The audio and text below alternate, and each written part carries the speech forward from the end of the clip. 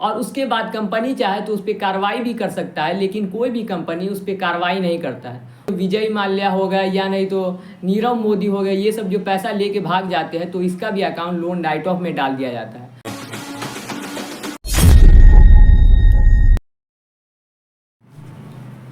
Hello दोस्तों, कैसे हैं आप सब। दोस्तों आज की वीडियो हम बात करने वाले हैं कि कोई आदमी लोन लेता है, उसके बाद बहुत दिनों तक लोन का रीपेमेंट नहीं करता है तो उसके सिविल में लोन राइट ऑफ क्यों लिखा के आ जाता है। लोन राइट ऑफ कितने दिन बाद होता है, लोन राइट ऑफ का मतलब क्या होता है, लोन माफ़ होना होता है।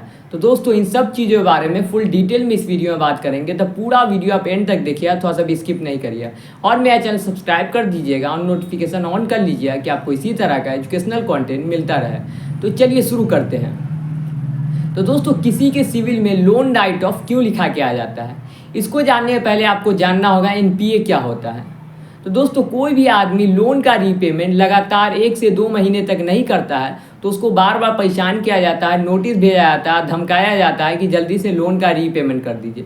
जब तब भी वो आदमी लोन का रीपेमेंट नहीं करता है तो उसको अकाउंट को एनपीए में डाल दिया जाता है, नॉन परफॉर्मिंग एसेट में। 90 डेज बाद, 3 महीने बाद कोई भी आदमी का अकाउंट एनपीए में डाल दिया जाता है। अब नॉन परफॉर्मिंग एसेट में क्यों डाल दिया जाता है, जब कोई आदमी लोन का रीपेमेंट नहीं करता है तब जाके उसका अकाउंट एनपीए में डाल दिया जाता है।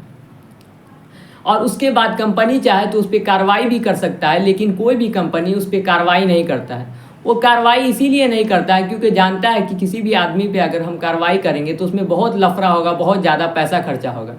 तो इससे उसको आसान रास्ता लगता है कि वो रिकवरी एजेंट भेज दे। तो वो बार बार रिकवरी एजेंट भेजता है और भेजता ही रहता है। और ऐसा करते करते जब 7-8 महीना गुजर जाता है तो आपके सामने एक ऑफ़र रखता है कि आप सेटलमेंट कर लीजिए।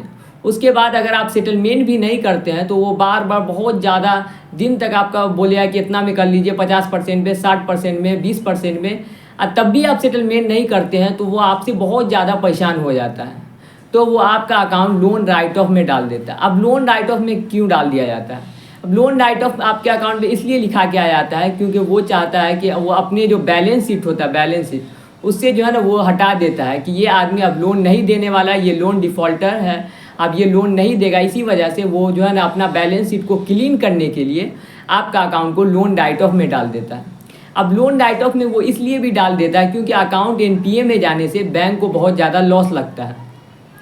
और कोई भी आदमी जब लोन का रीपेमेंट नहीं करता, उसका अकाउंट एनपीए में चला जाता है, वो आदमी उसका पेमेंट भी नहीं करता रहता है, तो इससे उसको क्या होता है, लॉस लगता रहता है। और उसको तो सरकार के खाते में दिखाना है कि ये आदमी पेमेंट कर रहा है, ये आदमी नहीं कर रहा है, और उसके बदले उसको टैक्स भी भरना पड़ता है। तो वो उस आदमी का इसी वजह से वो बैलेंस शीट से नाम हटा देता है कि इससे बैलेंस शीट क्लीन भी हो जाता है और उसको टैक्स बेनिफिट भी मिलता है। टैक्स बेनिफिट मिलता है कि उसको बदले टैक्स नहीं भरना पड़ता है, तो उसको ये फ़ायदा मिलता है। इसी वजह से उसका अकाउंट लोन राइट ऑफ कर दिया जाता है। लेकिन इसका ये मतलब नहीं कि आपको लोन डिफ़ॉल्टर के लिस्ट में रखने के बाद आपको बैलेंस शीट से हटा दिया गया है कि ये आदमी अब लोन नहीं भरेगा, उससे परेशान होकर उसको हटा दिया गया है, उसको बैलेंस शीट से क्लीन करने के लिए। लेकिन इसका ये मतलब नहीं कि उस आदमी से आप पैसा नहीं वसूला जाएगा। उसके बाद भी उसके घर बार बार रिकवरी एजेंट भेजा जाता है, परेशान किया जाता है, अब बोलता है आप आधा पैसा दे दीजिए, इतना पैसा दे दीजिए, उतना पैसा दे दीजिए। जब आपका ज़्यादा का लोन रहता है तो, और कम का रहता है 4,000 5,000 का, तो वो कुछ नहीं करता। उसके बाद जो है ना वो पूछने भी नहीं जाता उसको, लेकिन उसका सिविल स्कोर का एकदम धज्जी उड़ा देता है, एकदम सिविल स्कोर नीचे गिरा देता है। तो सिविल स्कोर नीचे गिराने से क्या होता है, सिविल स्कोर नीचे गिराने से ये होता है कि उसको पर्सनल लोन कहीं से भी नहीं मिलता है। चाहे वो बैंक चला जाए, चाहे कोई एनबीएफसी ऐप के पास चला जाए, कहीं भी चले जाए, लेकिन उसको पर्सनल लोन नहीं मिलता है। अब पर्सनल लोन कैसे मिलता है, तो पर्सनल लोन मिलता है सिविल स्कोर के बेस पे। तो जब उसका सिविल स्कोर ही गिरा दिया जाएगा तो उसको लोन कहाँ से मिलेगा, तो इसी वजह से उसको कहीं से लोन नहीं मिलता है। तो अगर कोई आदमी को पर्सनल लोन लेना है, उसके अकाउंट में लोन राइट ऑफ भी लिखा के आ गया है, तो उसको क्या करना होगा, बैंक का पूरा पैसा भरना होगा। जितना बैंक या एनबीएफसी से जितना पैसा लिया था पूरा पैसा भरना होगा, और बैंक से या एनबीएफसी से आपको रिक्वेस्ट करना होगा, जिससे भी आप लोन लिए हुए हैं, कि हम जो है ना आपका पूरा पैसा भर देंगे, मेरा सिविल स्कोर आप कर दीजिए और क्या कहते हैं ये लोन राइट ऑफ हटा दीजिए। तो उसके बाद बहुत रिक्वेस्ट करने पे कभी जो है बैंक या एनबीएफसी ऐसा कर देता है।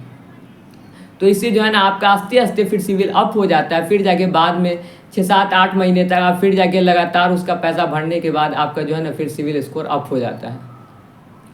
अब फिर सिविल स्कोर अप हो जाता है, फिर आप कहीं से भी लोन ले सकते हैं। तो दोस्तों लोन राइट ऑफ का मतलब यही होता है, वो बस बैलेंस शीट को क्लीन करने के लिए कि उसमें ज़्यादा कोई दिक्कत ना हो और उसको टैक्स बेनिफिट मिल सके, इसी वजह से आपके अकाउंट में लिखा के आ जाता है लोन राइट ऑफ। तो ये बड़े बड़े जो विजय माल्या हो गए या नहीं तो नीरव मोदी हो गए, ये सब जो पैसा लेके भाग जाते हैं तो इसका भी अकाउंट लोन राइट ऑफ में डाल दिया जाता है। तो बहुत आदमी को लगता है कि इसका लोन माफ़ हो गया, लोन माफ़ नहीं होता। अगर उसके बाद भी वो यहाँ आएगा तो उससे जो है ना पैसा वसूला जाएगा, उसका जो भी जायदाद है उसको जो है ना नीलाम करके उसका जो है ना सारा पैसा जो है ना वसूला जाता है। ऐसा बात नहीं है कि उसको जो है ना पूरी तरीक़ा से लोन माफ़ हो गया, बस बैलेंस शीट को क्लीन करने के लिए उसका हटा दिया गया है कि ये आदमी अब लोन नहीं देने वाला है, लोन का पैसा नहीं भरने वाला है, इसी वजह से बस बैलेंस शीट से हटाया जाता है। इसका ये मतलब नहीं कि उससे आप पैसा नहीं लिया जाएगा। तो ये बातें आपको समझ में आ गई तो मेरा चैनल सब्सक्राइब कर दीजिए, ऑन नोटिफिकेशन ऑन कर लीजिए कि आपको इसी तरह का एजुकेशनल कंटेंट मिलता रहे। और कोई भी दिक्कत हो तो आप कमेंट सेक्शन में पूछ सकते हैं। तो बाय दोस्तों।